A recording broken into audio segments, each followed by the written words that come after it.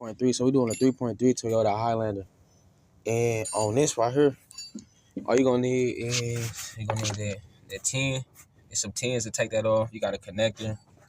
You got two cooling hoses down at the bottom you can use with some vice grips. And then you got your air box you want to move out the way with a couple of hoses right here.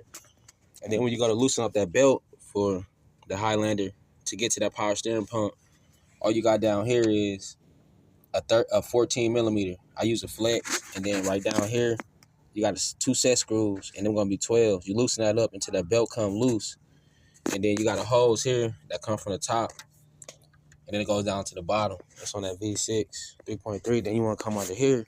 That's everything I use. I use 13, 12s, little 3/8 drive, and then you come up under here.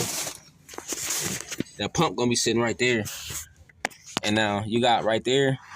You want to loosen up that top bolt that's gonna be in that bracket that holds that pump in, and then that's gonna be followed by a 14, and then up top up here on top of the power. I already got the power steering out, but on top of the power steering, you're gonna feel a 12 mil, and you're gonna want to use a flex socket, which is gonna be that right there. You're gonna need that and one of them little ratchets to get up in there, and then once you get up in there, you can easily, once you loosen that up at top, you can just slide that straight out, and then shit, vice versa. And then when you want to come over here, take that pulley off, because you're gonna want to take them brackets. There's some brackets on that power steering pump you got to take out. So you're gonna need to remove that pulley to get them first two bolts out for the power steering pump.